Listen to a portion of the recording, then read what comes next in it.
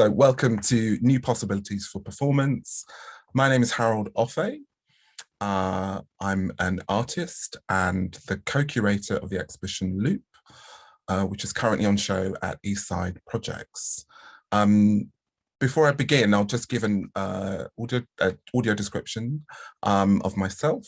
I'm a middle-aged Black man with a beard, and I'm wearing a kind of orangey mustard cap. I'm wearing a black jacket with a badge with Sun Ra on this badge and a white t-shirt, and I'm in a room with bookshelves and slowly dying plants. So thank you so much for joining us. Today's event, we've got an amazing array of speakers who are going to be providing us with provocations, positions, commentary, perspectives in thinking about the current status of performance and what's at stake, particularly with performance in terms of where we are at now. I just wanted to kind of give a bit of context for why this event is happening. Over the last 18 months or so, I've been fortunate enough to be working with Eastside Projects in Birmingham on the development of a group show, which sadly ends today, Loop. If anyone is in Birmingham, West Midlands area, you have a few hours to kind of get down to see the show before it closes later this afternoon. The exhibition that was co-curated in conjunction with Eastside Projects emerged from a conversation about thinking about how one might stage performance in the gallery and thinking about the conditions for encountering performance, strategies and approaches to making. And like many conversations that have happened in the arts community, this actually started before the pandemic. And as the various lockdowns and ongoing pandemic has lasted, those conversations have evolved to really think about how performance, and I mean performance in the expanded sense, how it would deal with the current conditions and constraints. What are the emerging practices and conversations that are happening? Loop as an exhibition was being very fortunate to be supported by DanceXchange, and we have Lucie Mirkova, who's one of our speakers today from DanceXchange. Again, I think to expand the narrative around thinking around performance from the visual arts, through live art, through dance. And I think we'll have those range of perspectives being held with us today. Maybe just a little bit of housekeeping. So today we have BSL interpretation. Throughout the discussions and presentations, will be marked by BSL interpretation. We also have closed captioning, but that's through Zoom. So you might have to enable the closed captions. So there's a CC button that you can enable to turn that on. Just to let you know, the event is being recorded and will be available for people to access after this live event. The way that today is going to be structured is that in a moment, we are going to have our panelists giving a short presentation structured perhaps as a kind of provocation or prompts. And I'll introduce very briefly each of our speakers before they give their presentation. So we'll go through those and then we will take a short break and then we'll come back for a discussion phase. So there'll be an opportunity if you have questions to use the Q&A function. So yeah, you may want to submit your questions as we're going, or save them for after we've had all the presentations. And hopefully that will feed into the kind of wider discussion. I think from my point of view, today is I'm looking forward to the kind of mix of provocations, speculations, imaginings. So I really, really would encourage you to contribute. Okay, so hopefully that's most things. So maybe we can just get straight into stuff, and I'll introduce our first presenter. And they are Jamila Johnson-Small. And Jamila Johnson-Small is an artist, dancer and writer based in London. They currently work under the name Seraphine 1369. So I'll hand over to Jamila. Morning. So it's a little early for me. I give you my description. I'm a Black female presenting person, sat on the floor. Behind me is a white background, and sneaking in on the side of the frame is a table, a copper table leg. I am wearing very thin, quite large gold earrings and have half my head shaved. The rest of my hair is black dreadlocks, and they're tied up. I'm wearing a green polo neck. Yeah, I'm never first, so this is an interesting position, and it's 11:11. I'm just going to read something to you.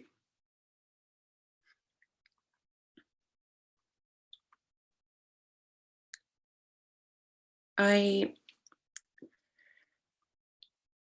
guess I am asking if and how and when performance is relevant in its previous guise.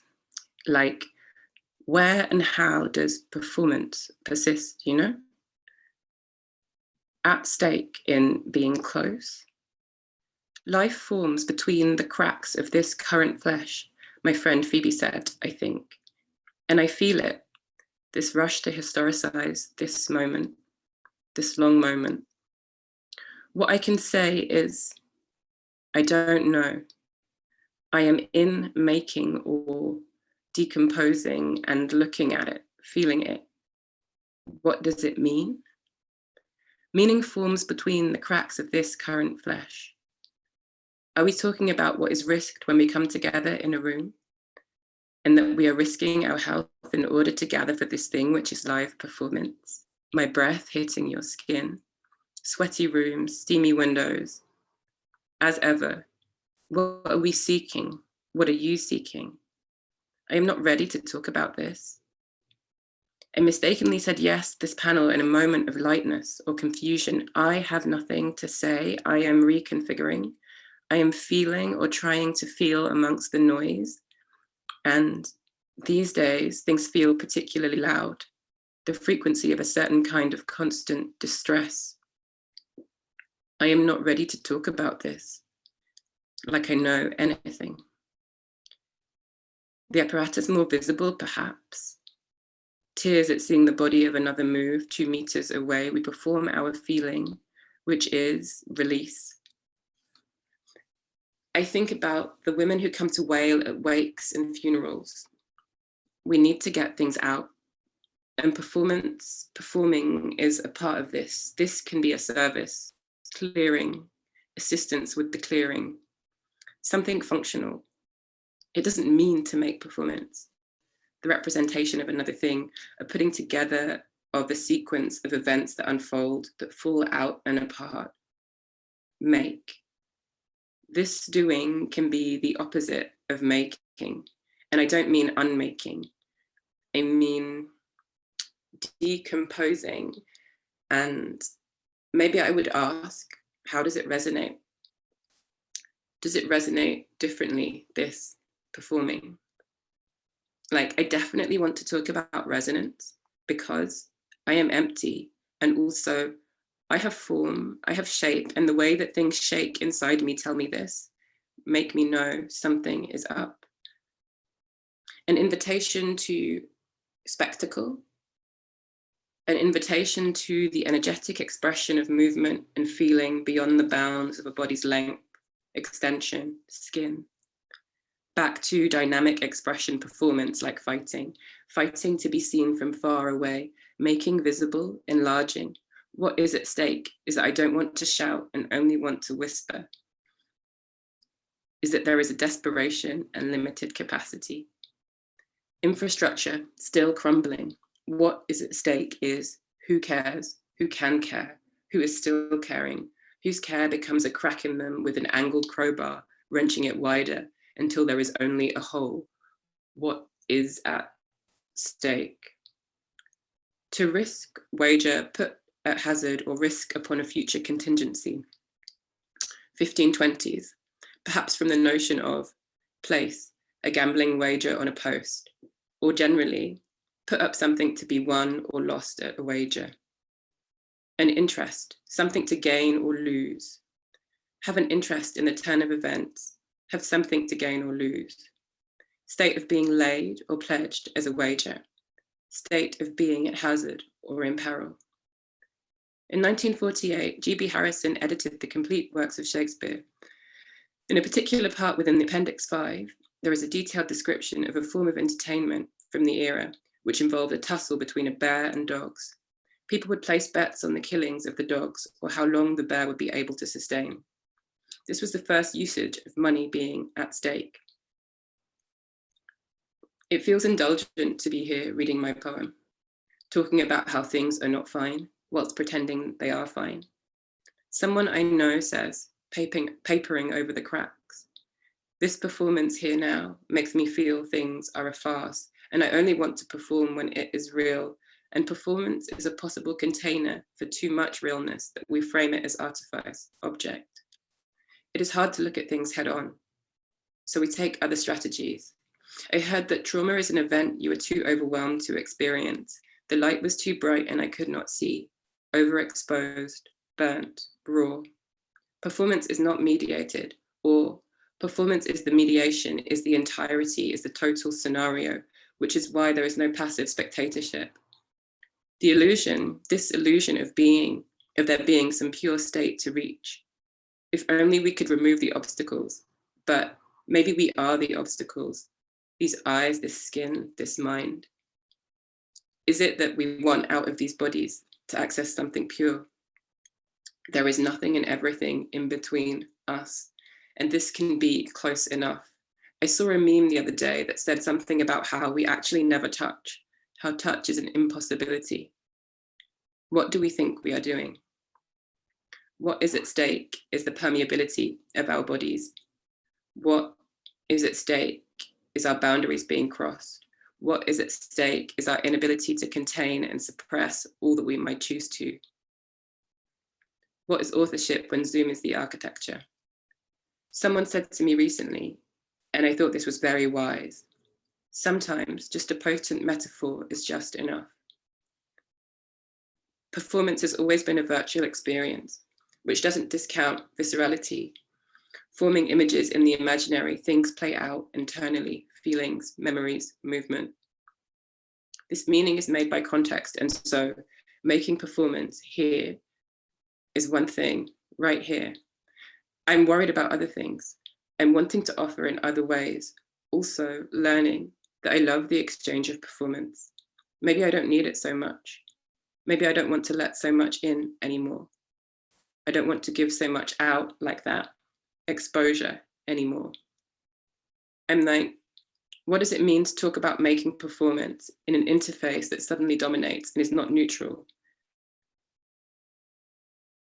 I think what I feel is urgent is the pseudo-neutrality of everything happening right now, the state of emergency, the suspension of things, the exposure of things, the ways that architectures form and destroy bodies. And art is not politics, and I am not a politician, and this is a poem, and what is at stake is the malleability of our bodies. What is at stake is our boundaries being crossed. What is at stake is our inability to contain and suppress all that we might choose to. Poetics of entanglement. What is at stake is the fantasy of containment, the fantasy of borders. We draw lines down even more firmly, felt tip pen tip snapping off. One potent metaphor sometimes is just enough to inspire movement. What is at stake could be that inspiration. Thank you.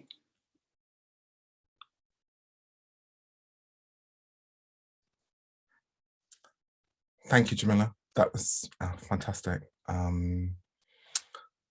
Okay, we'll move on to our next presenter, Louise O'Kelly. She is an independent curator, and in 2015, she founded Block Universe, in London's leading international performance art festival and commissioning body, with a mission to create a platform and support structure for a new generation of interdisciplinary artists working with performance. Louise speaks regularly about performance issues, panel discussions, and she holds an MA in Contemporary Art Theory from Goldsmiths, and was a Vision Forum research member at Linköpings University, which I think is in Sweden, I believe. And she currently sits on the steering group, the UK-wide live art sector review in partnership with the Arts Council England. Thank you very much for being with us, Louise. Over to you. Thank you.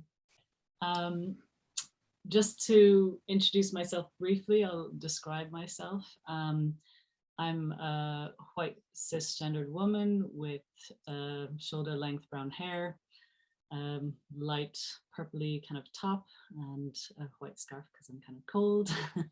I have a bookshelf behind me on the left of the screen, and to the right there is an image of a landscape hanging on the wall over a couch. So what is at stake in performance now? Well, first of all, I'd really like to thank everyone for having me be part of this discussion and provocation, and Jamila as well for her beautiful opening text. For me, I guess the best way to answer this question was to think through the ecology of performance, which is really where I see myself or Block Universe sitting within. So for this, I really wanted to look at the ecosystem within the UK in particular, which is comprised of venues, producers, curators, artists, you know, anyone who's involved in the making and presenting of work, essentially. And obviously at the point that this conversation happens, we're looking at a very specific set of conditions, given the particular precarity that's been induced by the last few years. And I thought to examine this through a specific lens in terms of a lot of research that's been done on the condition of artists and this ecosystem in the last while. So I will also be referencing some of the work from the live art sector survey. So I hope that I'm not doubling too much up on what Barak will say from the Live Art Development Agency who led that research. But my provocation, I felt, was rather than, you know, drawing a conclusion about our conditions or speculating about a future approach, I really wanted to, you know, state that where we are now, in a sense. And I felt that that would be really, there's so much there to break down and discuss already, I think, in terms of reviewing the present and looking at what is at stake in performance. So it's, yeah, I guess a more analytical rather than embodied sense of this space.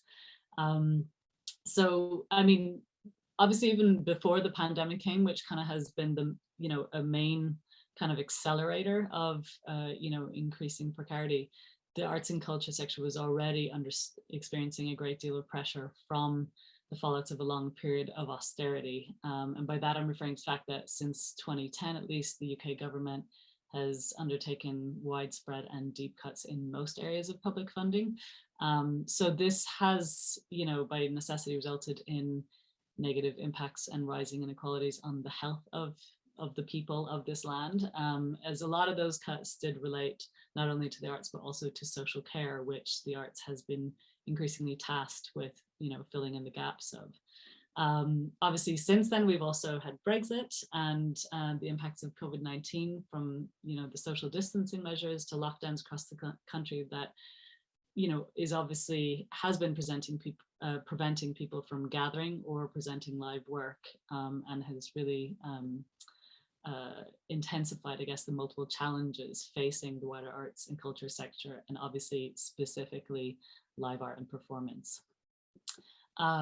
So I'm going to quote some figures here, which are from the DAX Manifesto for Artists. I'm mentioning a few different things, which I'd be happy to share links to at the end of the conversation, because I feel that some people have done some fantastic research on this if you want to go investigate it in further depth yourself.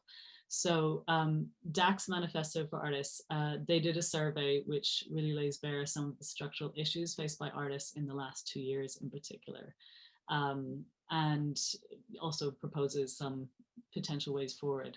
So some of those figures, 47% of artists were not eligible for any government support in this time frame. 40% experienced the cancellation or postponement of projects, which I guess is no surprise. But 20% of those were left out of pocket due to project expenses or lack of payment of fees.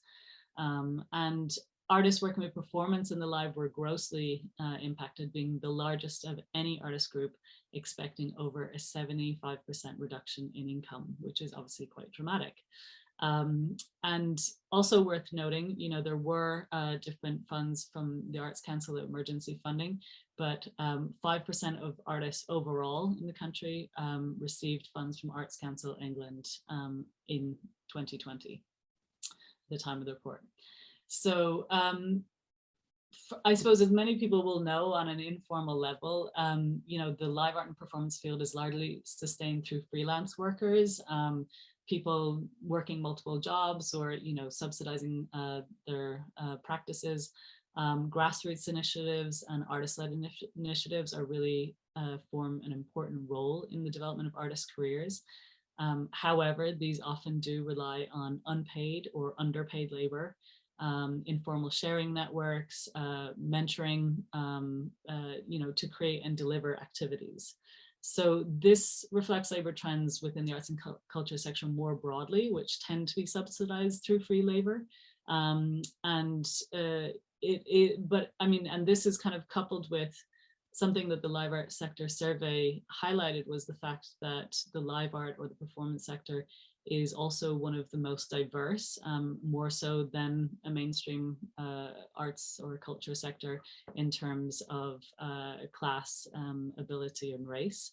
So although, this indicated that artists and organizations are extremely resilient, they are also incredibly underfunded, and the research indicated a tendency to overpromise on delivery to demonstrate value to funders to gain funding, and then needing to overwork to actually meet those demands. So a lot of self-subsidy through unpaid, underpaid labor, also negative impacts on the health and well-being of those people involved, and of course affects the long-term sustainability of individuals and organizations to continue to do that. So, we have all of these different elements that are coupled with the rising cost of living in the UK, particularly, within a city like London, which results in a draining of talent and obviously an inability or capacity, for further risk taking. So, so for instance, I guess this is another report from TBR, it's called, which you can find on Arts Council England's website on artist livelihoods, it's called. And it notes that factors such as finances, geography, and class pose barriers to artists engaging with creative and professional development opportunities, which are obviously really important for sustaining artist careers. So opportunities to present work across sectors, with many working with spaces that include live work as only one part of their program, such as a museum, are somewhat dependent on committed staff members to maintain that engagement. So I think artists or organizations like Block Universe, we really see that as well, that you might have one person who's really committed to that type of work, but when they leave, there isn't the same enthusiasm or willing to engage with that type of work necessarily. So festivals like Block Universe, there are a number of them throughout the UK, offer vital opportunities to obviously present work, for artists to see work by others, opportunities to engage in dialogue, in conversation, and informal networking opportunities that sustain artists' careers. So I guess this ability to be site responsive, also enables them to host different types of work rather than being tied to one specific venue type. But of course, the festival model also does not offer year-round engagement. So having that consistency of opportunities to present work across a year is something that is perhaps still needs further development in the UK. So also, all of these kind of, I guess, challenges, in terms of sustaining your practice as an artist, means that career progression can be non-linear, or can obviously incorporate a serious amount of financial instability, which often influences artists as they age as well. Apparently, according to Live Art Sector Survey, this can also influence their decision to leave the sector because they simply can't afford to continue. However, ironically, the more established an artist is, the more invitations they receive, including invitations to present internationally. So it's a bit of a catch-22. And this is where, residencies, for example, are really important for, subsidizing the cost of making, or creating access to rehearsal space, which can often be quite unaffordable, particularly within an urban centre like London. And at this point, I would also like to highlight London Performance Studios, who launched last year and are have been offering free studio bursaries to develop work, which I think is such a valuable initiative, and encourage anyone to check that out. So this is all, I guess, on the ground in reality stuff. We also have the promise and potential of technology, and that has obviously rapidly evolved within the past year, and people's ability to engage with and perform in that space has accelerated. But I think there's also, as Jamila noted, kind of when the architecture is Zoom, or it's meta, like literally in terms of Facebook, Instagram, or even WhatsApp in terms of direct engagement. There is also, I guess, this question of, well, not only authorship, as Jamila mentioned, but also how that imagery is being appropriated within these structures, and how that can minimize difference rather than celebrate it necessarily through an algorithm. But before I finish on kind of, I suppose, like the doom and gloom in many ways that I've highlighted of the many challenges that face the sector, part of this provocation would be for us to ask everyone part of this conversation and our audience to think about, how is it then we can sustain ourselves to continually face these challenges, and maintain what I believe is a really fundamental building block of our culture, and where I think, some of the most exciting progressive forward-thinking work is being made by artists. So, I think there is that question of, how do we maintain the fight? How do we continue to create a space that is caring and values this work, and can appropriately resource and support it as well. So on my closing, I'll share with you once again DAC's Manifesto for Artists, which has a few suggestions for ways forward, which they polled artists on, and some of the most popular suggestions for that was universal basic income. a community tax for major social media and internet platforms for the benefit of artists who are creating work there, the leasing of vacant commercial spaces to artists rent-free for 3 years, and also making art education mandatory in secondary schools up to 16 years, which I think would have really interesting long-term influence. And the final point was about reintroducing the enterprise allowance scheme. So this was actually a scheme set up by Margaret Thatcher's Conservative government in the 80s. I think it was launched in 1981, which guaranteed people an income of £40 per week to unemployed people who set up their own business. So this is kind of the equivalent of £161 a day, but the cost of living obviously was dramatically different at the time. So I think this was possible to live with that subsidy, I guess. And it benefited the likes of Tracy Emin, you know, who's able to maintain her artistic career, and other creative businesses and organizations who have gone on to become major players. So those are all of my points. Thank you so much for listening, and I look forward to continuing the conversation.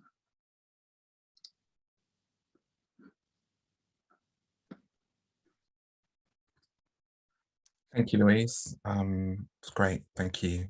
Again, really great to get that perspective.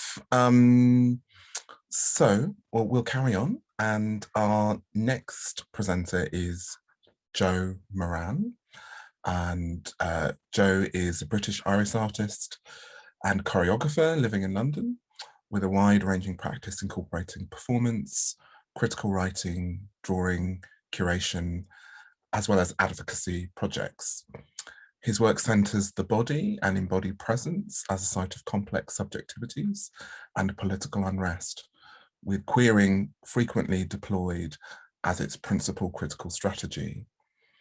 And his work is informed by a background in improvisation and experimentation, and a fascination with the problems and opportunities of formal choreographic composition and notions of expanded choreography.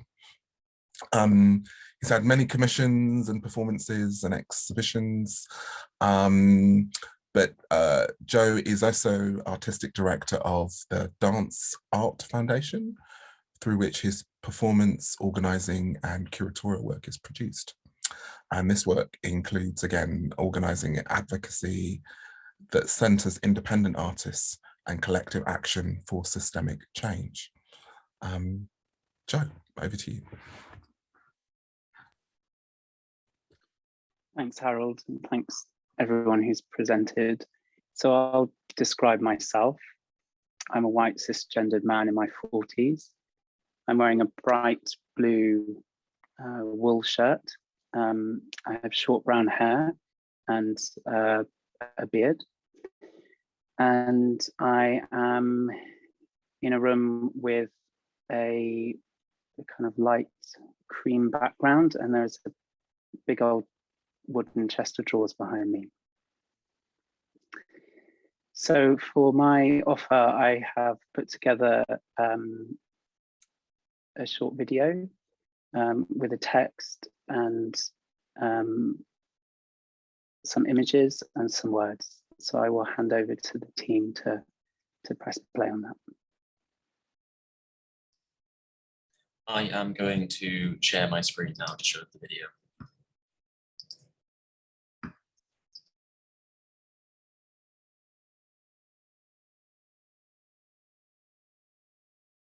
When I think about offering a provocation on what is at stake in performance now, I think about The End of Choreography by Antje Hildebrandt, an artist's provocation that I love.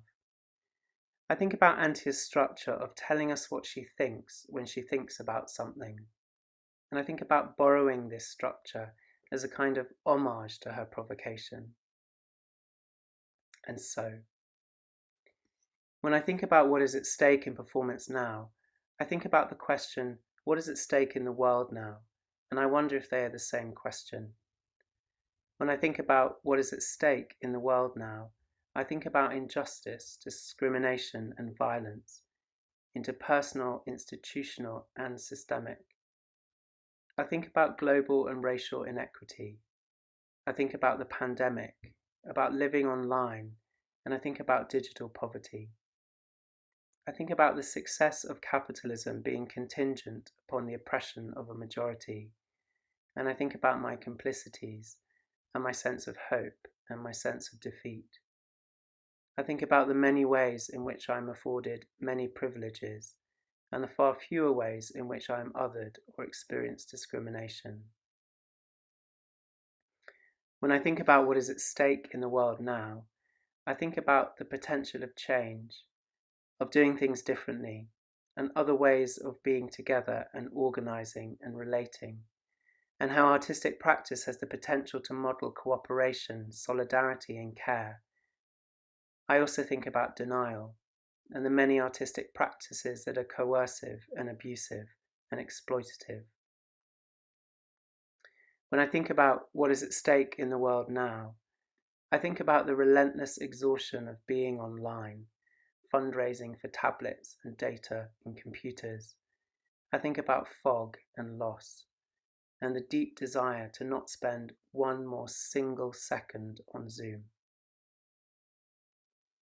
When I think about what is at stake in the world now, I think how talking about what is at stake in the world is often called political. And I think about whether art or performance can be called political in the sense of affecting real life, material changes in the world. I think about the white choreographers I was taught about and how they spoke about dance as political. About dance being political not because of its subject matter, but because of how dances are made and what they show about people relating to each other, about working conditions and power that are present in modes of production and in the work. Or is dance as political not because of how or what or why I dance, but because I dance? Dancing as futile and therefore resistance in its refusal of the neoliberal injunction to be productive or to produce. And then I think about intersecting privileges and experiences of othering that informs one's different notion of the political and ensure different proximities to power or political power. When I think about how dance or how performance can be political, I think about artists who do not feel art can make any material change in the world, but do believe their work can have direct impact on the institutions and organisations with whom they work, to rethink working conditions, power structures, historical narratives, accountability. I also think about my friend Florence and her friend Jonathan, and how, as she recounts it, art categorically saved Jonathan's life. And I think about growing up queer in a working class Irish Catholic family and a deeply homophobic culture, and how seeing performances of Rambert Dance Company certainly didn't change my life, but how drama classes at school, being part of Devon Youth Theatre and then National Youth Theatre, and being the second person in my family to go to university and then discovering dancing certainly did. I think about art transforming lives and how arts participation changed my life, glimpsing the possibility of different realities that lifted the weight of such a dreadful sense of wrongness. I think about the erasure of my working class background and my complicity in that. I think about going to Bristol University and ending up sounding a bit posh, and my dad feeling he couldn't really know us because we were English, and my mum saying that to the English they would always be Irish, and to the Irish they were now English. When I think about erasure, I think about the incredible works I have seen in which performers have actually achieved being seen only in the way that they choose. And I think about the refusal of erasure and self-definition. And I wonder if they are key things that are at stake in performance now. When I think about what is at stake in performance now, I think about Adam Elliott Cooper saying that artists, musicians, cultural creators are the ones articulating the crucial connections between the rebellions that are spontaneous, that young people are engaged with on the ground, and the political visions for a different kind of future. I think about different kinds of performance doing different kinds of things, and I wonder if it has to be big to have impact. When I think about what is at stake in performance now, I also think about the systemic and how things could be different. I think about more equitable distribution of resources, and if dance were disabused from its fantasy that it is not complicit in systemic discrimination, racism, and sexism, and took action. I think about the unrelenting infantilization of artists and the potential of more people having recourse to being heard. And when I think about what is at stake in performance now, I think about practice and I think about work. I think about practice as a means of navigating the world, of thinking, of relating, of doing. And I think about works that work with its context and the implications of its mode of production. I think about the different things that works can do, or the different things that works can say, or how works operate in the context in which they appear. I think about the vitality of work that embodies personal risk, and about work that ignores or evades. I think about how does one define what is good in performance now?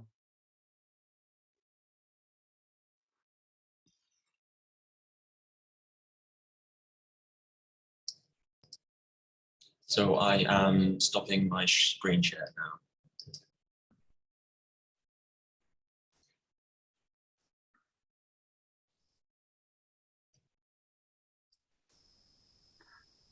Thanks, Harold. I'll pass back to you.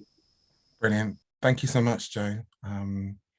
Again, much food for thought. Thank you. So our next presenter is Lucie Mirkova, and Lucie is head of artistic programs at DanceXchange. She has over 20 years of experience working in dance in a variety of roles, including as a performer, teacher, choreographer, producer, manager, programmer, and curator.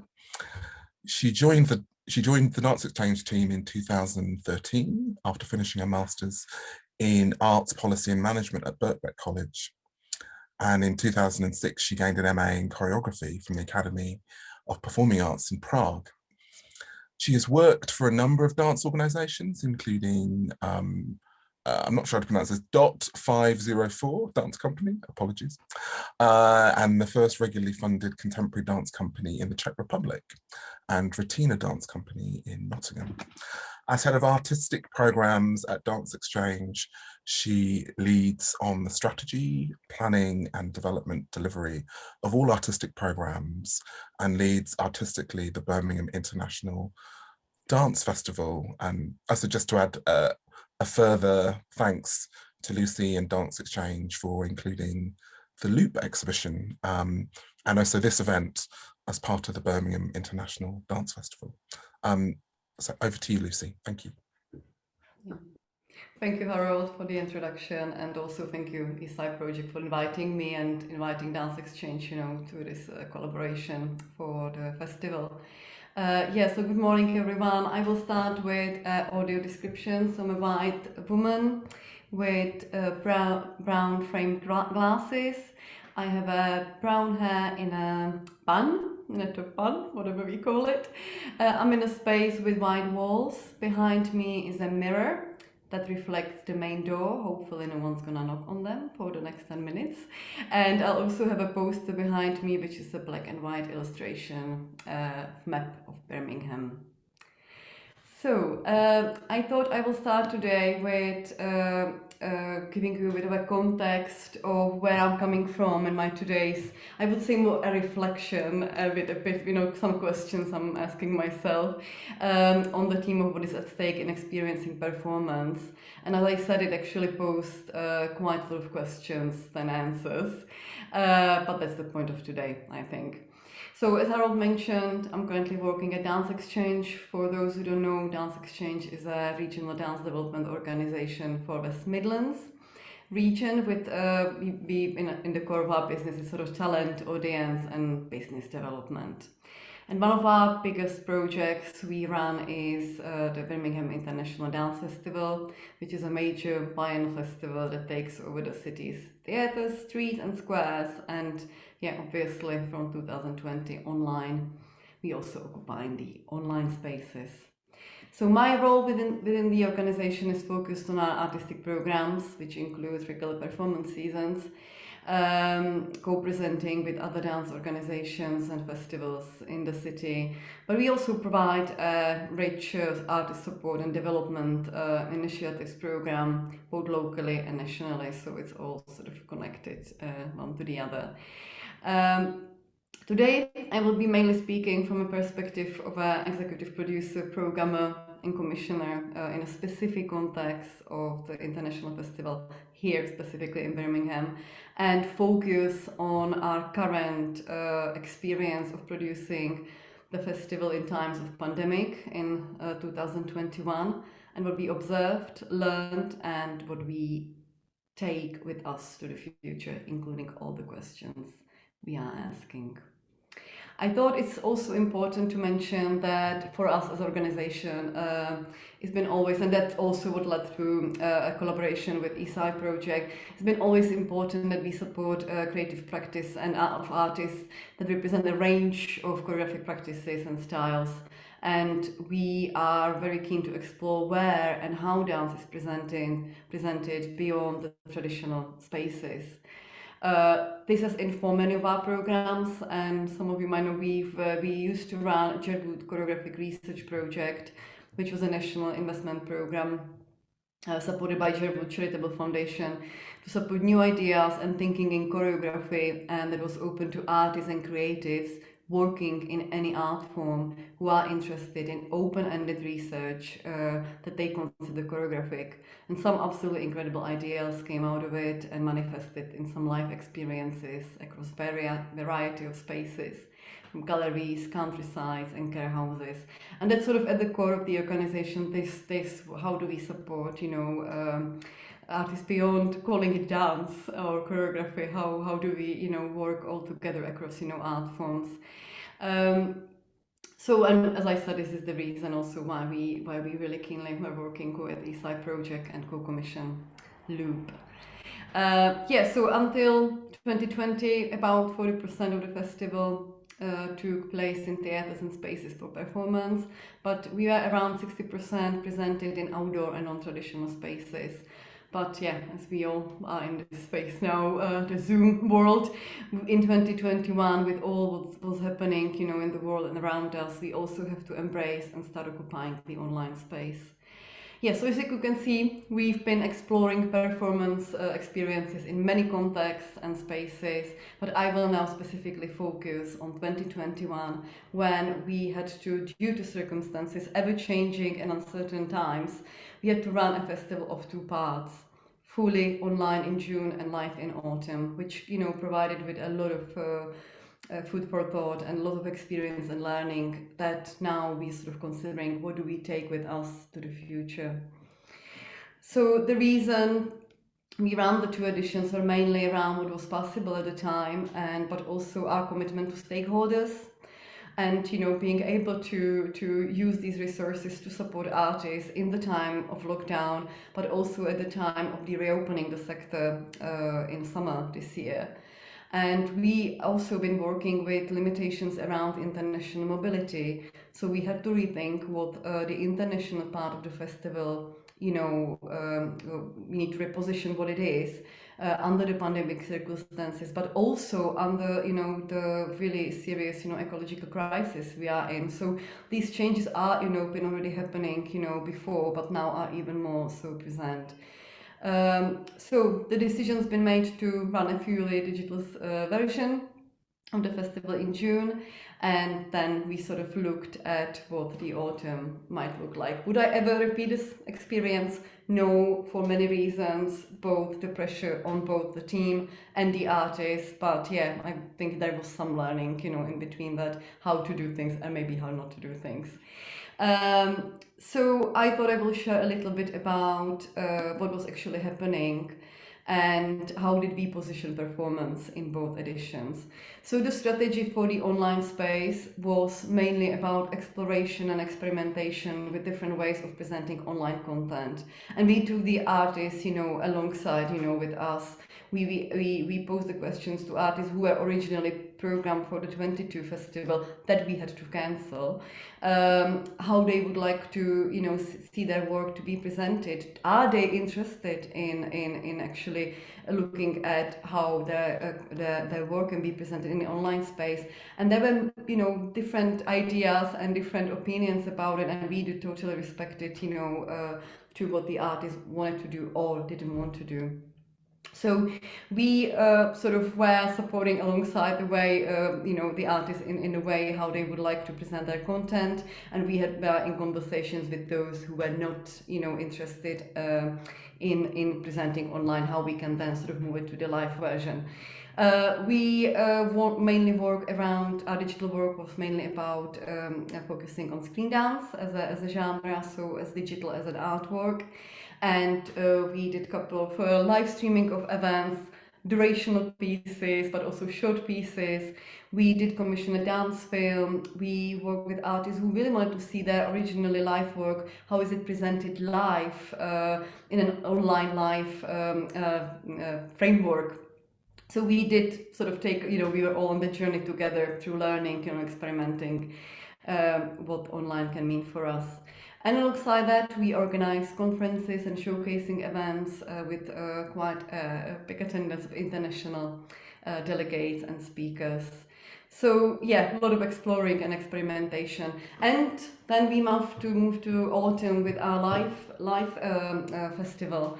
And our main goal was to engage audiences in diverse program of performances to experience something new, inspiring after such a long, bleak period of time. We didn't know what it's going to look like, so we were quite curious to see how that's going to be, been manifesting both for the performers and the audience. And yeah, I have to say it was an incredible feeling to finally see the live performance and the reaction of audiences across the festival sites beyond our expectations, including the opening night at Eastside Project of Loop.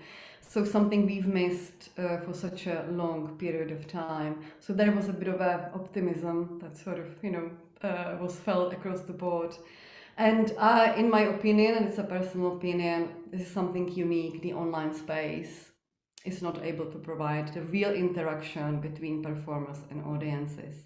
So when I was asked to contribute today to this panel discussion with the questions of what is at stake in experiencing performance, a whole load of questions arise actually, and I started considering my current experience working in both contexts, the live and the online, that might have had an effect on the quality and impact of the experience in those two contexts. So the questions I'm asking now, who is experiencing?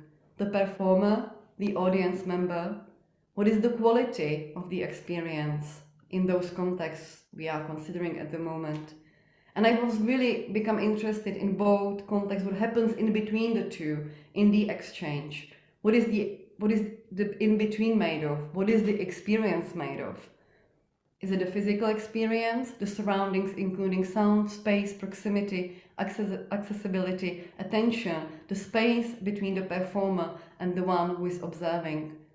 Is it the emotional experience? How am I feeling in that experience as a performer or as an audience member? What emotions and what level of emotions this might trigger? Is it an intellectual experience? What am I learning here? Is it transformational? What is the reference point between the performer and the observer in these two contexts of online and live? Who with I'm experiencing this and what impact it has on my experience? Am I alone in my living room or am I surrounded by a community? And many other questions, have arise, which I think will probably, the attempt to answer them would be probably for a PhD research. However, I'm sure the answers are complex and will differ when considering the experience of the online and live content. So to conclude, I would just quickly share what this all means for DanceXchange and what the festival is exploring to take further. We will continue delivering rich live content in its many manifestations and support artists in creating in their creative practice.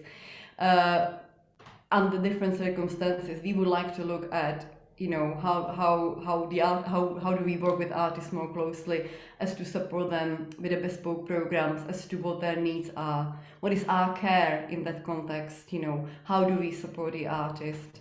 And I think the appetite is here for life in the audiences and the artists, at least from my experience currently, maybe even more than before. It seems to me artists who were open to experimenting with the online space are more returning to the live spaces again, but they are keeping some of the elements of the digital in their practice or ways of engagement. However, I also need to mention that some of the experience of the digital we will be taking forward and in terms of what works best in our context, because it provides a unique value in terms of who can experience performance. How do we provide for people who cannot access live? But what also the digital space does is connectivity. And just to support it with a number, about 34% of our festival viewers were international from different countries. And in our showcasing event, we had around 300 candidates from 23 countries, really equally divided between artists and the sort of promoters and programmers. So there was something about parity that online space provided in that particular context. And however, we need to consider the digital poverty. And we will continue supporting also artists in creating digital artworks, if that's their practice and something they want to explore. And we will add that trend as part of our festival for the future. And yes, I'm now sort of more afraid it's still here. It's not the end of the pandemic. We are still here. As Louise laid down all the issues we are facing.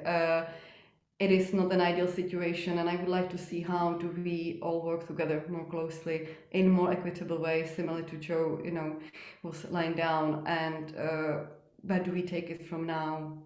And what we're gonna do and how we can be more supportive, in that process as an organization and as a festival. But the situation can turn around really quickly, but I think we are now slightly more equipped, and we really need to think about who do we work with and how do we work with them. So that's more the reflection of today. Thank you very much.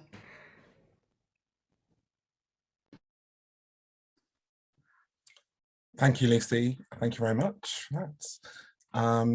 Okay, our final presenter is Barak, and I'm going to hand over to Barak to introduce themselves and their presentation.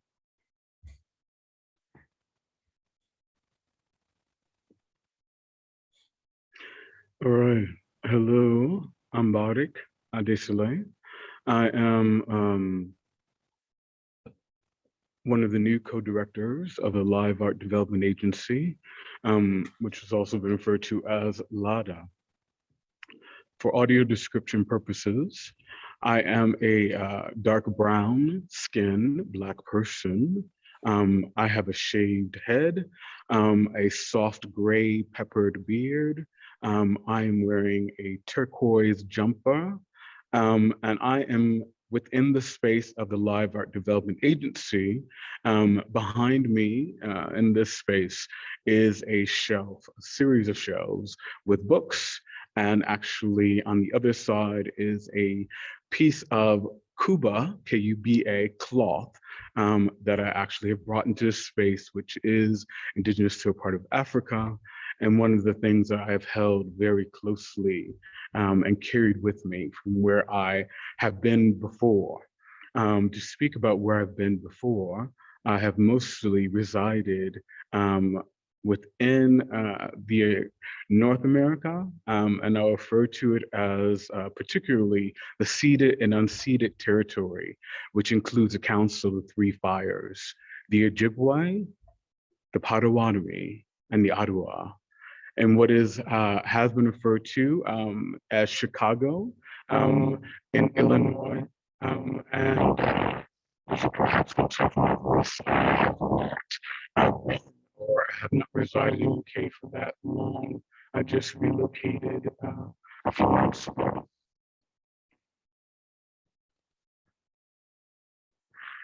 We've been offered I'm so sorry, I'm struggling with audio.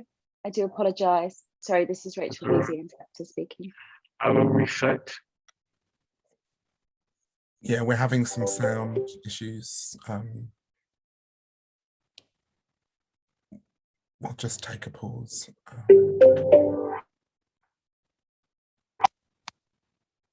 I just reset it. How about now?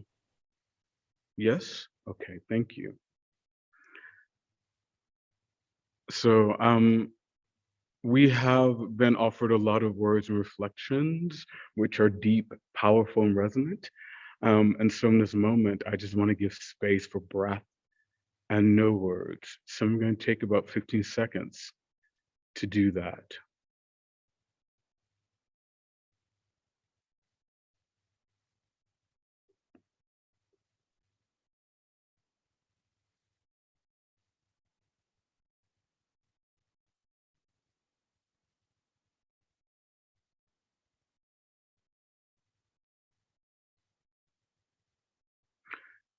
To give space for processing, which I, as a multiply disabled and neurodiverse individual, oftentimes I'm always thinking about processing and space. To share about my practice, which has been now close to 30 years, offering a few words, well, I say few, but to share that my contemporary practice is a contemplative practice, is a restorative practice, is a practice of presence. Engaging the performativity, disrupting the symbology that occurs within performance, and in particular, been addressing accessibility. I was going to offer an intervention or share an intervention that I did when I actually came to East Side Projects into the gallery. Currently, that is still going in the process. We'll be sharing that perhaps, not now, but perhaps future, and can offer it in relationship to the symposium. One of the things that is very particular to myself, and particularly thinking about myself within the choreographic practice, and that is about the performance of space. And that myself, along with others, have oftentimes charged the space, shaping the performance of the space in of itself.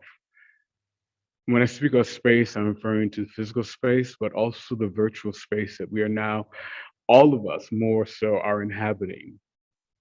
I also want to share that I want to resist the continual framing that performance live is the thing, because there are those who have lived experience who do not show up to live performances, not because they don't desire to, but because it's inaccessible at some level.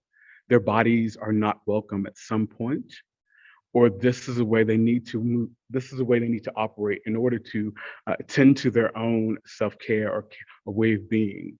So I want to, in this moment, in thinking about what's at stake and what the possibilities are for performance in the future, recognizing, acknowledging that there are many bodies that have not felt welcome, have not witnessed performance because it's not been accessible, have not engaged in creating, shaping, producing, supporting, or attending to or curating work because it's not accessible for them at some level economically. And in particular, I want to speak through the framework of disability justice, of talking about neurodivergent and neurodiverse, disabled, politically crip, chronically ill, spoony, deaf, both lowercase d and uppercase D deaf folk, and those along the continuum who do not and have not and may not, even in the future, engage in the quote unquote being present for performance. I also want to acknowledge, as others have spoken about, the labor of performance and the expectations of what it means to attend a performance, attend a space in of itself. To think about those who witness and attend the space, what does it mean for them to even move towards the space where they might witness a performance? If it's consistently inaccessible, they're not able to move, get into the space. They're not able to engage with interpretation. The space sonically is too loud, it's too bright, it's not sensory friendly. So I become mindful of those who attend and witness, if they can and have. What happens? What do they have to compromise when they try to attend a space? And then there are those who are interpreting and facilitating the space, a space that may not always be built for them, a space where they might not feel reflected, a space where they may not feel welcome, yet they have to still be present because they may get paid, maybe not paid enough, but enough for them to try and say that yes, to say yes, even though their needs are not met. And then when I think about the expectations of labor performance for those who support, those who are interpreting, those who are presenting their work, those who care as curators, those who support those who are interpreting, caring, producing the work, right? Those folks that you may not see on stage, but have made space, have cared for, have supported, have offered food so that those folks can show up and perform and offer their labor. I want to acknowledge those folk, carers, support workers as well within this framing.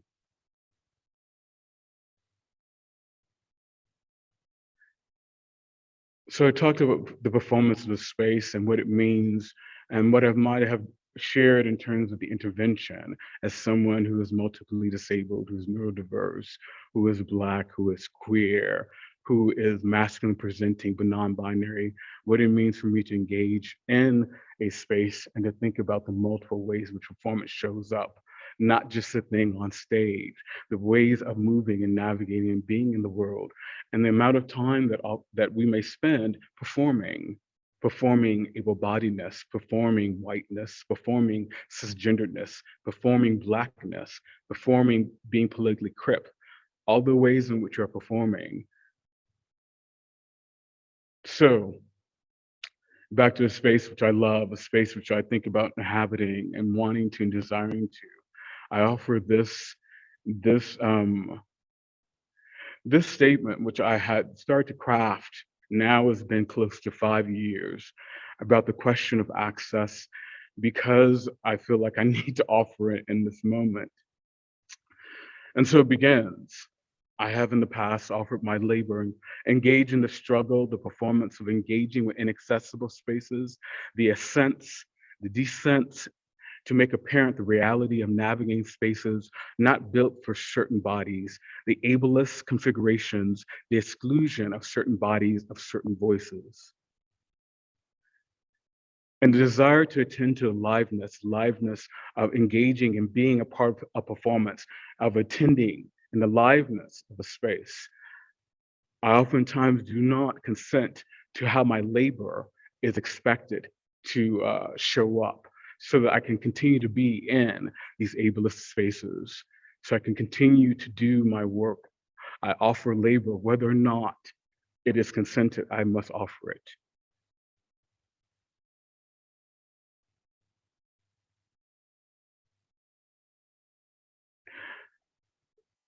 So I think about modes of access and accessibility, again, centered through disability justice, moving away from and transforming the medico, which is dehumanizing, the logistical, which is often standardizing, the charitable, which is often infantilizing, and the transactional, which is often capitalizing, towards the affirmative, towards attending to nuances, complexities of oneself, making space for the wholeness, making space for the wholeness of oneself to be fully present, whether they are hearing, interpreting, witnessing a performance.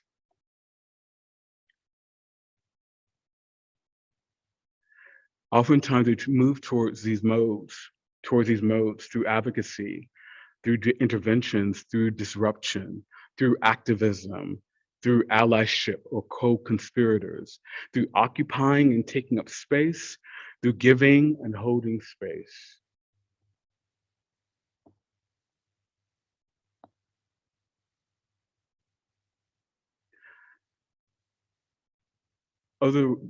These are just other statements I offer, not to try to give the fullness of them, but perhaps framed within their own poetic sensibility. I oftentimes feel our bodies are not trusted to be in the space, to be in a space where we might be witnessing, interpreting, or caring for a space to perform. Our bodies are oftentimes not trusted to be in a space without being constantly regulated, policed.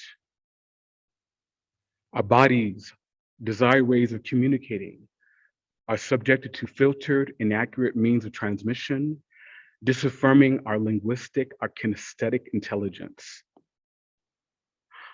Our body's presence, when not perceived as gentle or conforming, are judged transgressive. Our bodies, when seeking to explore complexity, our own, others' complexity, intersectionality, ours, other ways of being, living within the pluralities of their identities. Oftentimes, when seeking to explore this, it becomes divided. We become diffused, we become reduced to one dimension, one aspect of ourselves. And so I find myself, again, offering this question and the statement around, and I must ask consistently, is it accessible? Because we want to be present for the fellow artists, the community, the folk, to see great work, to make great work, to be social, experience process, the beauty and challenges of creating and collaborating. The invitations are offer, but we get up the stairs? We have to let you know that we are coming? Wonder if I need to bring crutches or if I can actually wheel because there may not be a ramp. The ramp may not be wide enough for me, or I can't get up the ramp, or have to negotiate moving through the small doors with the wheels to ultimately occupying too much space that wasn't expected for me to be present with, to be accommodated, have to call someone in order to go around the back through the alley to the quote unquote accessible entrance.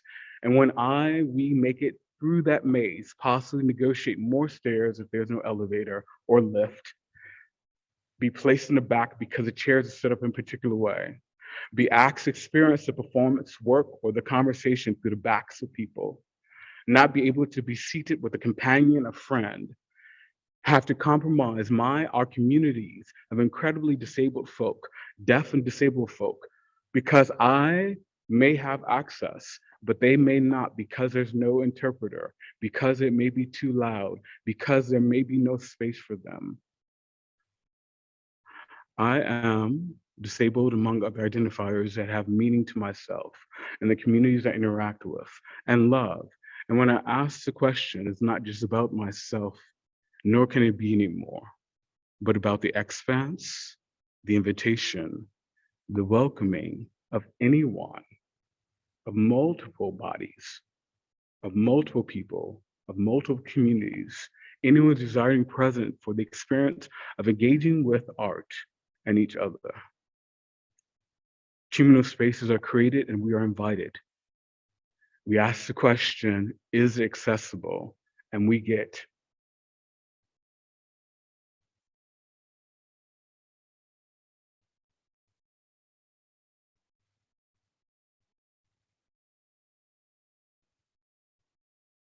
And that is my offering. Thank you.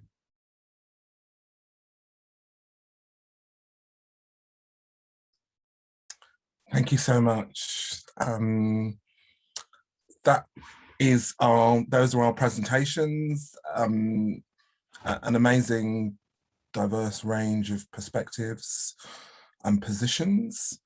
I'm aware we've been going for over an hour now, so what I think we're going to do is have a break and reconvene, I think let's say at 12:30, so it gives people enough time to have a comfort break or a cup of tea and regroup.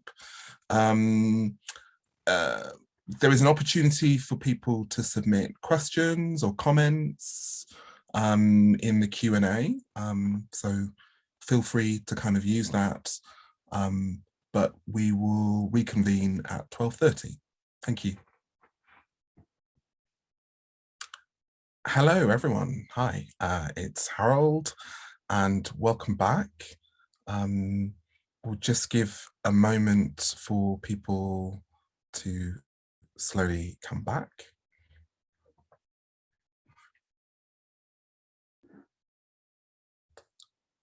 I'd just like to thank all of our presenters for really amazing contributions.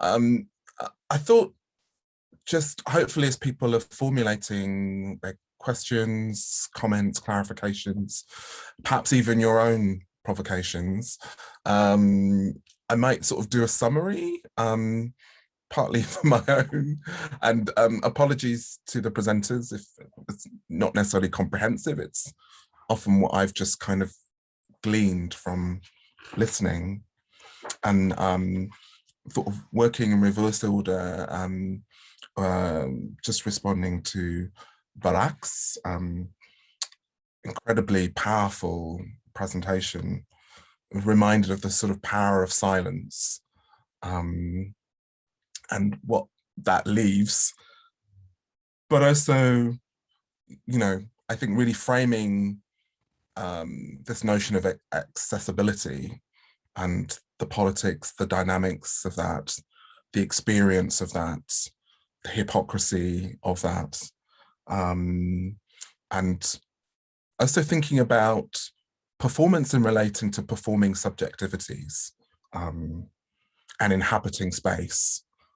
So these were just key things, words that jumped out at me again. And then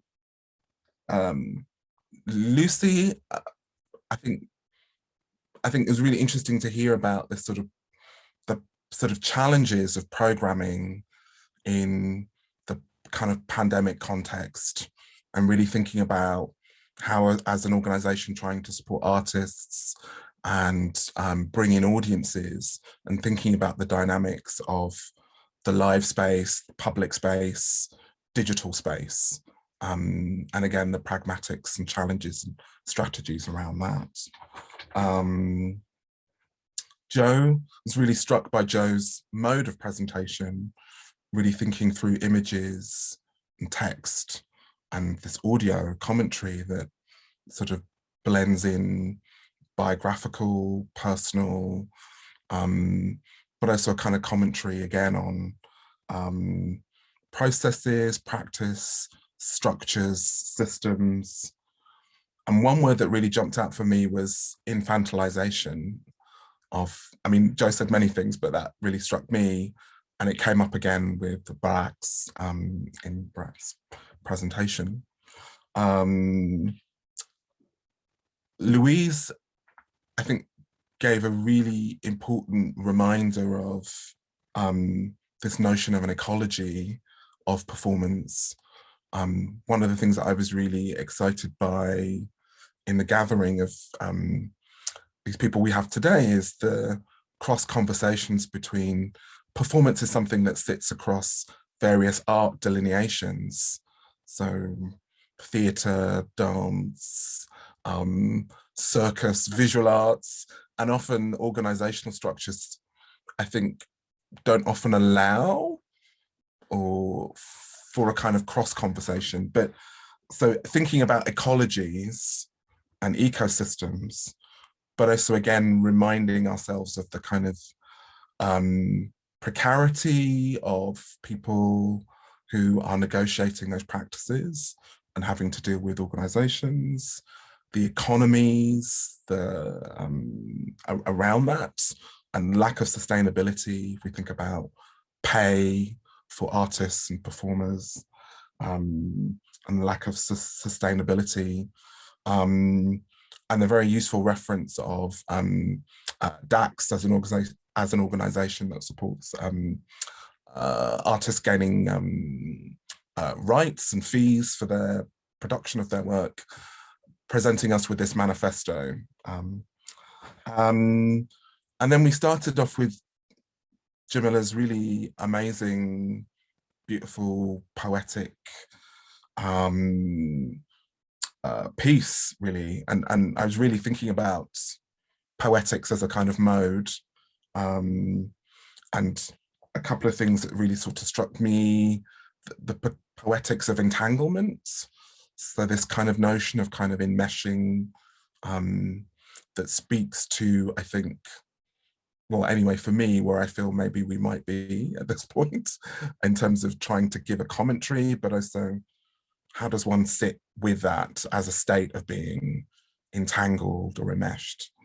And another thing that I felt that Jamila highlighted, or that jumped out at me, was this idea of risk. And yeah, thinking about whether that's in relation to the performer or subjectivities or the nature of the activity.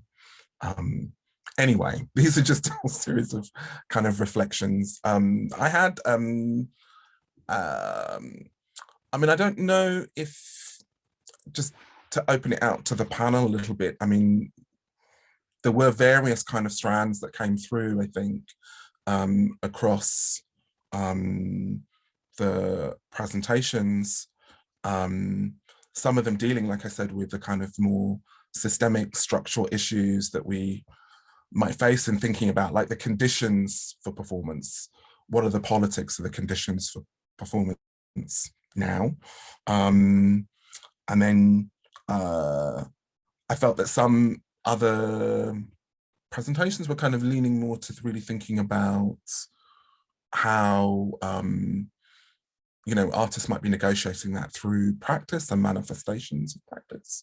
It's not really a question, but I just wanted to give anybody a chance to kind of, within the panel, to kind of respond to any of that. You may want to respond to each other's provocations. So I'll just open the floor if anyone wants to come in.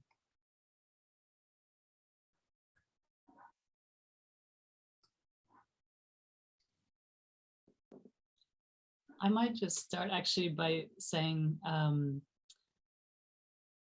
well, I think there were so many things that people brought up that there's a lot really to think through. But something that I recall Jamila saying at the start as well was that she's in the process of reconfiguring. So actually to even have these conversations right now is difficult. And I feel that that is at a lot of the point where I myself feel as well, and I'm sure many people feel that, you know, we're in some ways have been talking about the pandemic as if it was in the past, but we're obviously still very much in it, and we're all still reconfiguring, you know, our position in relation to all of the precarity that I mentioned, as well as, you know, our own work, and having had, in many cases, an extended time for reflection, as well as, you know, a huge amount of stress, I think, in adapting in many different ways, as Lucie, you know, very well described in terms of being able to present work as well.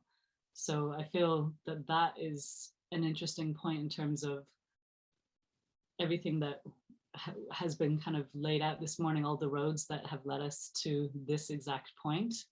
When thinking about what's at stake in performance, of course, you know, I'm thinking about the future as well, right? So yeah, for me, I think this is, even if we're not all quite ready or there with answers, I think it's a good point to reflect and review what that means, both on a personal level as well as, you know, the larger ecosystem that I was talking about. Thanks, Louise. We have actually got loads of questions, so I'm going to just jump straight into maybe sort of sharing some of those, if that's okay. Hamad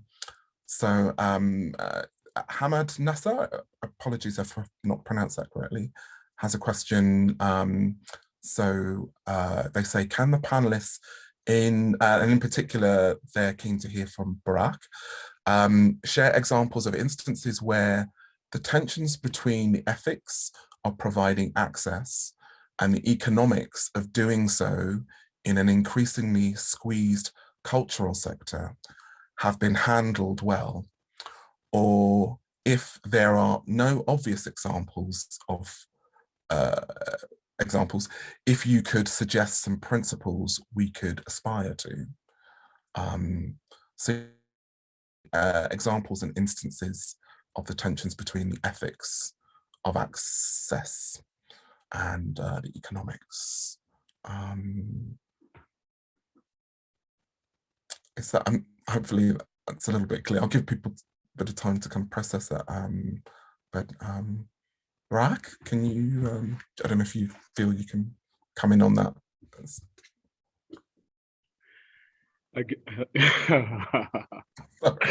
Oh, okay. And I think particularly, because the term is used access, and I use it very particularly within my framing.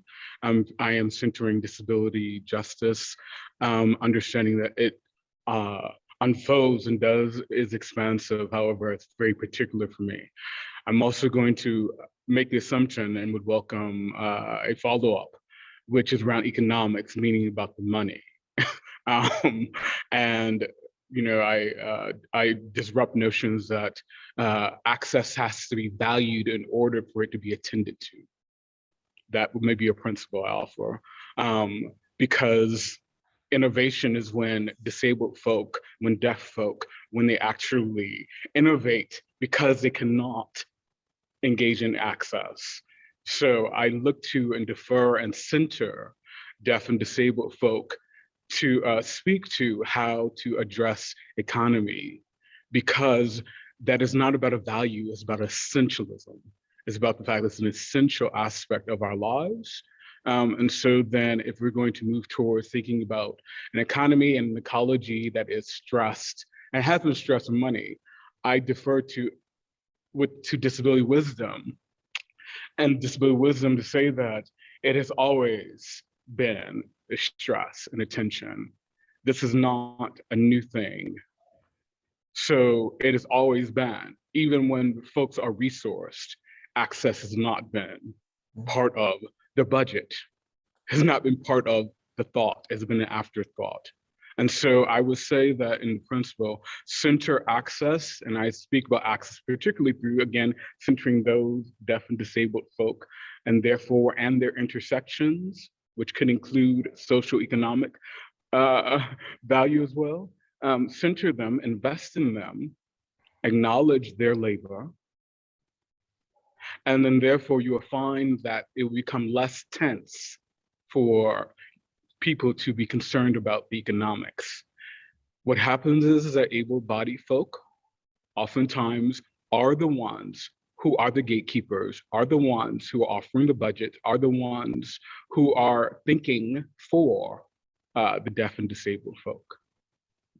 And I would say that that's part of the tension in the issue, because the value then is not a value that is essential. It's a value that maybe feel like it's charitable, it's an add-on. And so therefore, this is why the importance of shifting the dynamic and the power dynamics of who is in leadership, who is supporting these budgets, who is crafting these budgets, who is funding the thing, so that it does not, access does not become the add-on, does not become logistical, does not become an economic value. It just becomes the thing itself. And so that's what I would offer. It must be centered to be the thing itself, not just the add-on logistical tick box, not just the aesthetic integrated moment, but the thing itself. And to think about that within the context of it as a cultural framework of care, not a framework of assistance. I think that that is, for me, the issue oftentimes in the economy, is that it's oftentimes thought of as an assisted thing, as opposed to an essential thing. So I'll offer that. And I guess that might be seen to be centered in the kind of sort of ethics as opposed to the kind of, I don't know, the sort of economics or kind of political agendas that that are, you know, that often come with expectations. I mean, I don't know if anyone else wants to respond, because it was also opened out if anyone else wants to, the panel would like to come in.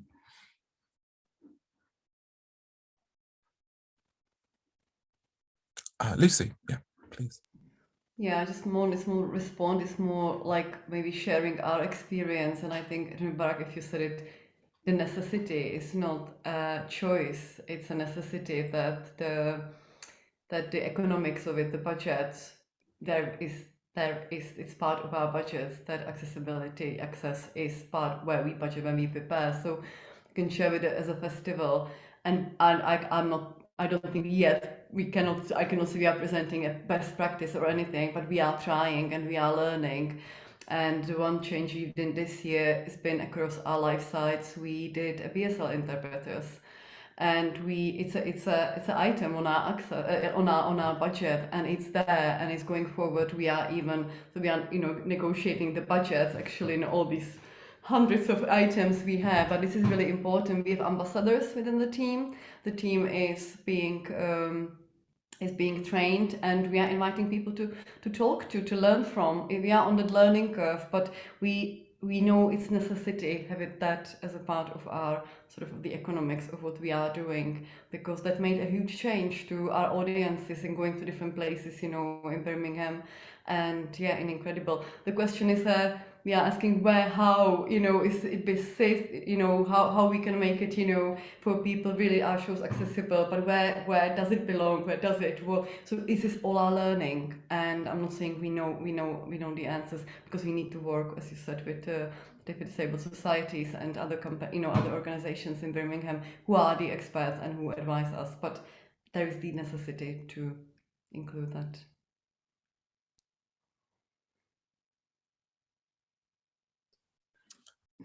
Thanks, Lucie.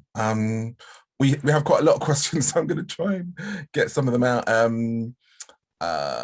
This next one, Anonymous says, I feel like comments on the everyday performance was brought up, and I'm very passionate about that. Things like your morning routine, giving and showing love to others, doing things with love in our time. I'd love to know how Jamila, Joe, and Barak opinion on that and how it might line up with their practices. Maybe we can start with Jamila and then go to Joe and cycle back. So can I ask that the questions, when they're being answered, don't disappear so quickly from the Q&A box? I like to kind of keep referring back to them.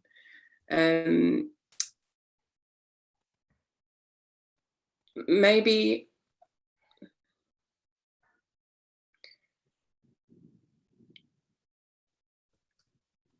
I guess I'm thinking about like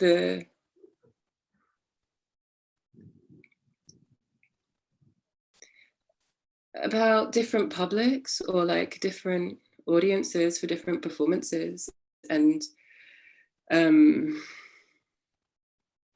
something maybe that I am wondering at the moment is how much like disclosure is necessary or interesting to me or useful in relation to practice. You know, like how much of my practice as a performing artist is there to be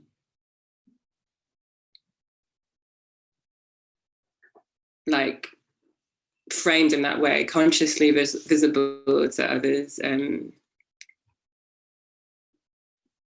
this question, I feel like There are lots of things I could say. I think it's an interesting question, but I also feel a resistance to sharing in a way, like the stuff of my everyday.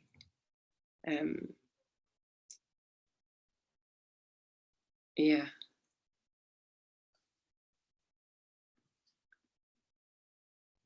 I'm totally going to pass on to anyone else. So. Joe, I don't know if you want to come in. Yeah, thanks, Harold. I think for me, if I'm kind of entirely honest, somehow everyday performance isn't something that really resonates with me.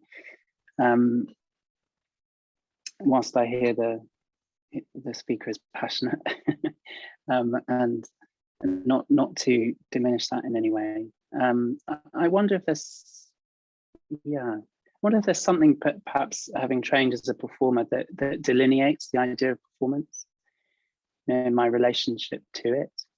You know, what that is for me, or what it means for me. And that's not to say I don't think it only operates in a single environment, but that's what's coming up for me as I hear that question. Well, what is my relationship to that word and to that notion of performance? So that is there on one hand. But the other hand, I guess, is thinking more broadly. I think, Harold, you were reflecting back something that Barak had said around, or how you heard it around performing subjectivities.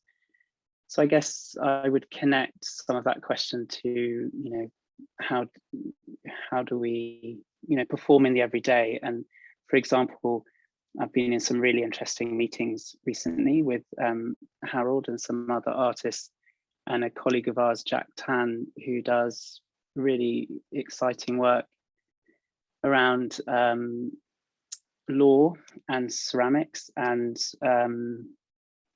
you know, I guess a notion of performing law, or how art is performs, and him offering really interesting thoughts about what happens when, you know, we start to perform being in a board meeting, you know, or how our environment, I guess our everyday, starts to really choreograph us, maybe I might say, from my perspective. So that's also a curiosity that comes up for me with that question.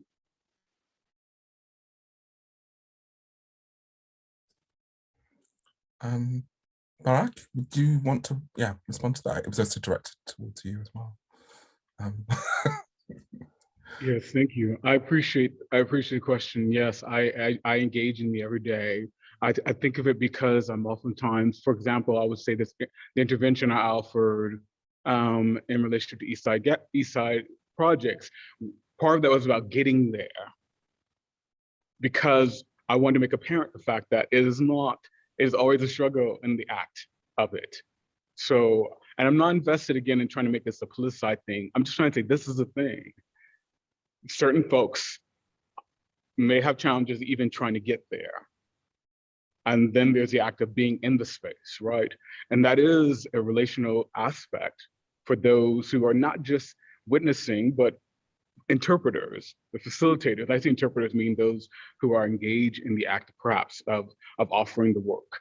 So yeah, I'm very invested in that, because I think that it has not been attended to, and that we've moved towards the artifice of a kind of performance by which then those who are trained and only have a certain technique, it filters out those other bodies. And I've moved through 25 plus years of moving through these filters till I just got to the point where I got exhausted and I could not do it anymore. So I bring myself, my full self, to the space. And I think I'll kind of end by saying, I think about, because one of the first things, my first practices was around theater. And I don't know if y'all know about the bump in the stage, which basically is like when the actor is like getting ready to go on stage and they're, you know, they kind of are all loosening up, and then they pass the threshold, and it's like a bump to they move into character. And I am over that bump, and I removed the bump because I believe that in the natural aspect of work, I'm actually bringing myself in conversation with the artwork, in conversation with whether it's the theater or the dance, to bring myself to it and not into the bump. I see the bump in dance is oftentimes a factor in which the rigor of the technique, that about the flat feet becoming pointed in order to create the contours that an artist has desired. And I want to remove the contouring, the contour bump that occurs in dance, and welcome bodies to bring the full selves, and then work from that place. And there are others who have done that. So for me, this is that space too. So I want to feel like it permeates, this way of performance can permeate all aspects, and we can attend to all aspects.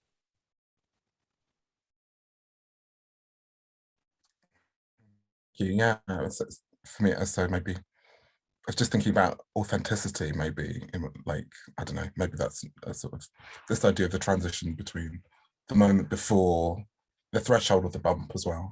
It's like, great metaphor. We have so many more questions and so little time now. Thank you everyone for your kind of various contributions. I'm sort of struggling to pick which one. I'll maybe just, forgive me, just maybe sort of select a few. I know people are addressing various specific points, but maybe I'll go to this question by Mark Leahy, which is also a bit of a kind of commentary. If we can leave it up for people to also have a read. Feeling conscious of making performance with awareness of many intersecting and interfolded factors of climate, carbon impact, along with access and inclusion, which are all connected in terms of systemic factors.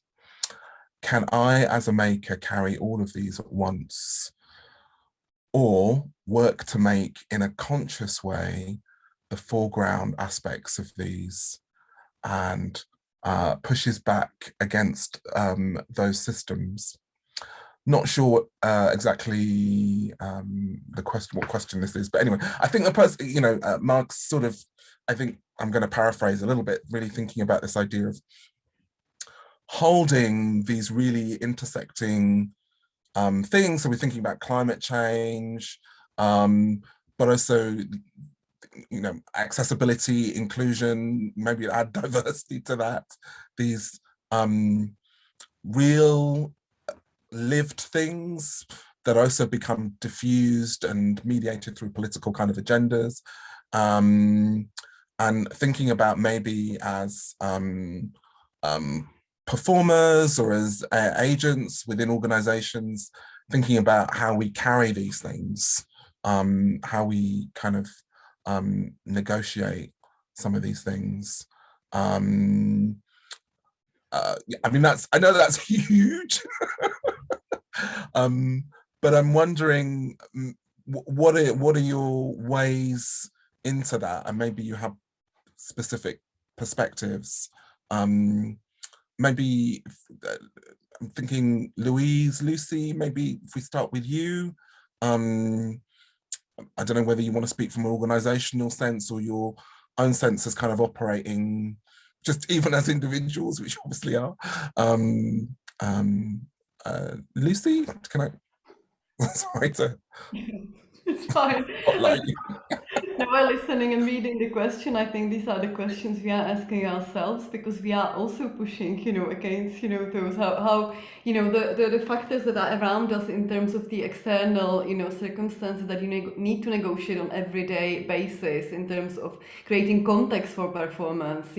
They are huge. So I don't have answers. I can only reflect. These are the same questions I'm asking, and about how does it impact that context we are, creating for performance. And when it comes to the environment, to the political, what is happening around the pandemic, we can't decide exactly what the context is gonna be. We are driven by what the government, what the city council tells us, and that's how we created the last festival. We didn't know until the last day of opening what is gonna happen. Are we gonna be allowed? Is someone gonna come and close because people standing, so, and no one was giving us answers. So we do operate in a really complex territory. So I totally, empathize with, Mark, you know, is asking, and this is what we are negotiating on every day. So yeah, all of it. So it's in conversations, you know, how we can, you know, look at this. So no answer from me, but I understand, empathize with that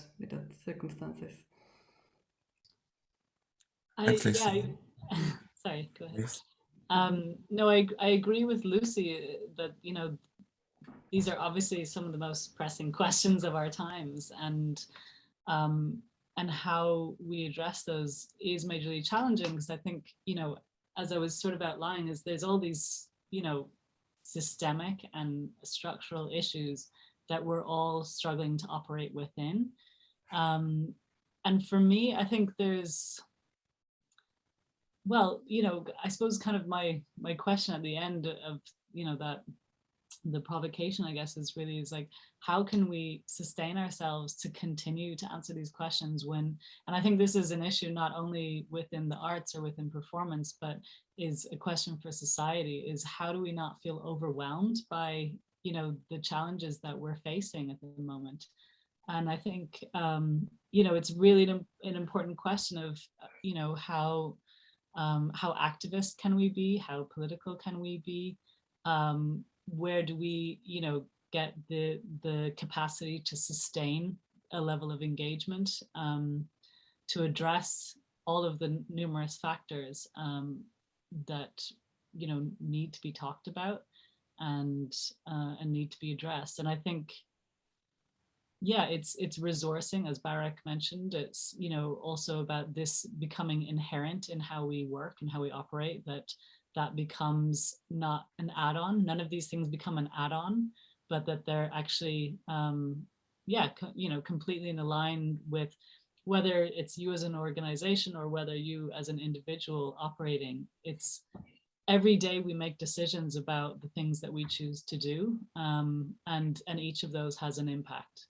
So, you know, we might not all necessarily get it right the first time, but I think it's important that there is a commitment to addressing these things. That's what I guess I would say. Thanks, Louise. Jamila, I wonder if I could bring you in. I mean, just, I don't know how you respond to this idea of kind of carrying these kind of intersecting, interfolding factors. Is that even an analogy that resonates? I mean,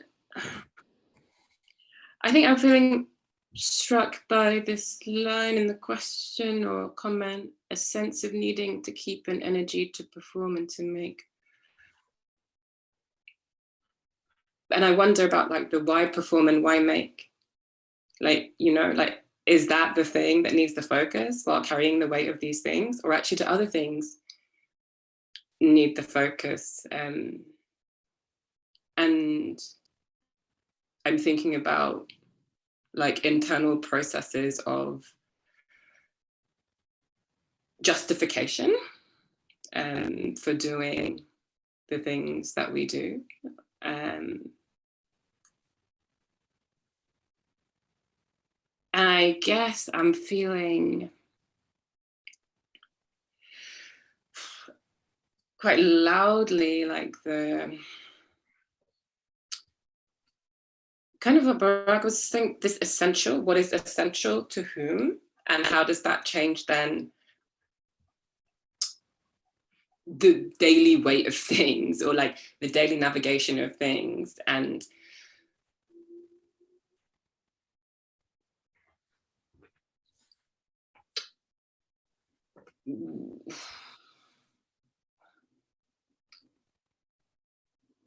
something maybe about like this weight as a something on top, and weight as not even weight, but I guess I'm thinking of like, yeah, something added to what one is carrying and being. And I'm feeling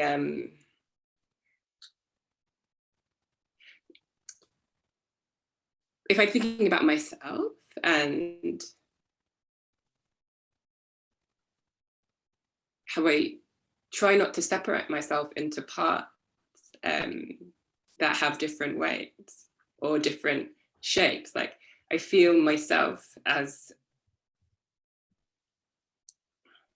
or I seek to feel myself as I don't know, a situation, a being, not these like, and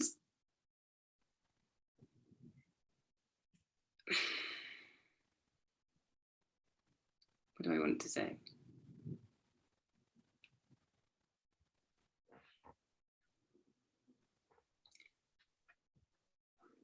I don't know, I guess I'm feeling like, you know,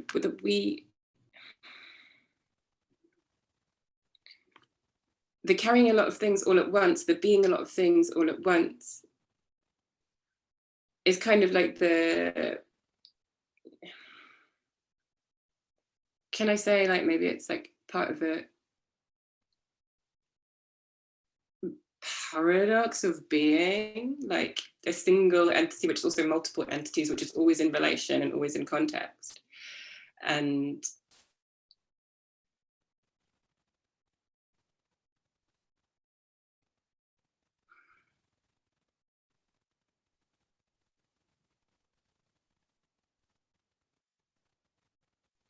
as ever, sorry, slightly rambling range of things and no clear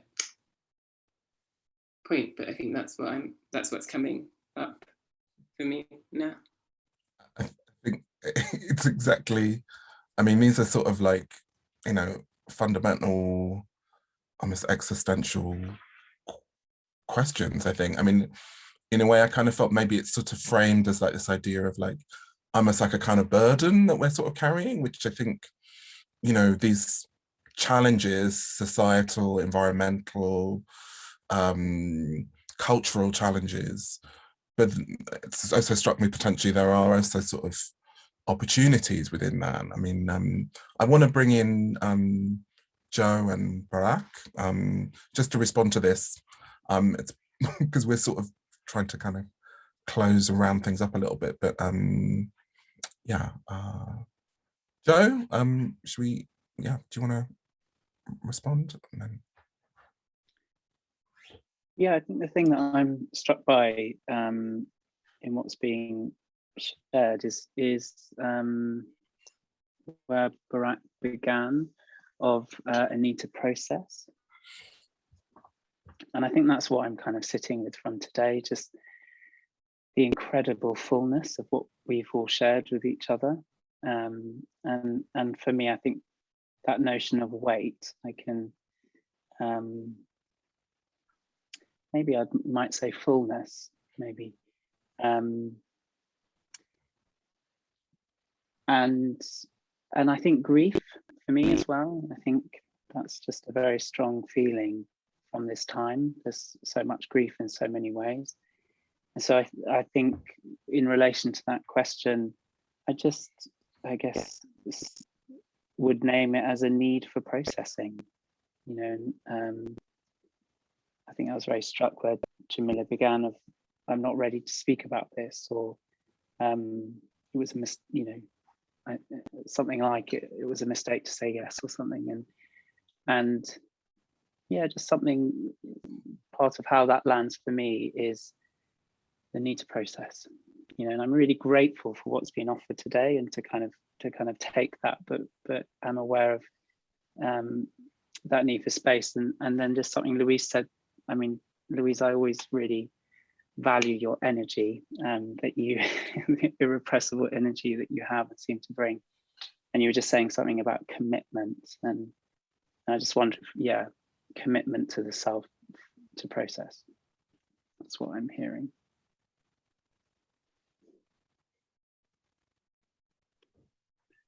Yeah, I guess I also just want to say thank you all. And if we can, because I imagine there are questions that are still there, I would love them, and perhaps we can find other ways to respond. I'm mindful in the particular this moment of thinking about burden, because I think oftentimes when we think about intersecting identities, I'm reminded of a curator when I was in a space where I was offered a fellowship. And the curator said to me, well, how can you be dealing with all those things as if it was the burden? And I was like, well, that's just how I am. So I resist the notion of this burdening. And that, as Jamila has offered, it's the way of being. And so I want to note that, and how we discern what we attend to, right, and self-determine that is one thing, but we must recognize that there's a hierarchy when we don't. That is societal hierarchy that we still engage in when we don't make decisions. When, for example, me talking about centering disability justice, is that I'm centering that in this moment because it had not felt centered. It's been decentered. So I'm mindful of thinking about that. I also want to bring up, because these things are just shown up, and people have asked a question around access, and I want to refuse again the notion that it has to be about get the ramp, get the thing. There's so much more. I want to bring up Mia Mingus, MIA-MINGUS, access intimacy, which speaks about the ways of being in relationship to someone else, not to the thing, someone else, to understand how access shows up and to attend to it. So I'm bringing up Mia Mingus, who is an amazing disability activist, among other things, who's based, currently I think still based in the Bay Area, and San Francisco Bay Area. I'm also thinking about Liz Lehrman, who is also Liz Lehrman's book, Hiking the Horizontal. I think this is a thing I'm thinking about, because hiking the horizontal is also about this thing about we're trying to carry all these things. What happens, we begin to hike the horizontal, we begin to dismantle the hierarchy. What happens in that moment, though, of shifting that, people are going to feel a certain way. We're going to feel a certain way. We're in this space when we are trying to attend to multiple things, the fullness of oneself, coming into space, being part of performance. Something shifts. When I talk about centering access, folks get concerned about how they get attended to. I kid you not. So I'm curious, if people have engaged with hiking the horizontal, that might be something that begins to also address this matter. So I just wanted to offer those resources, and share that.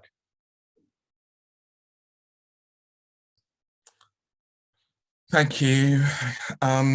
Unfortunately, we've run out of time, but I mean, again, I'd like to thank all the panelists really for your presentations, provocations, incredibly rich. I mean, hopefully this being recorded as a resource will give people an opportunity to kind of revisit that and unpack further what was said. And hopefully we can, I know there were many more questions and comments, and hopefully we can share some of those. We'll try and capture those and share those and disseminate those. And yeah, thank you everyone for joining us today. I definitely got to thank Olivia and Rachel, our amazing BSL interpreters, for their incredibly hard work in supporting this session. And a big thanks to the East Side team, so Amelia, Jazz, Dinosaur, Gavin and Ruth, as ever, Candice and Yaz, who I've been working with very closely on the Loop exhibition. And again, huge thanks to Lucie and DanceXchange for supporting us in staging the exhibition and this event today. Thank you very much. It's been it's halfway through Saturday, and already there's so much food for thought. Thank you for joining us, and hopefully see you soon in some guise somewhere. Thank you. Thank you as well, Harold. Your team. Thank you. Thank you.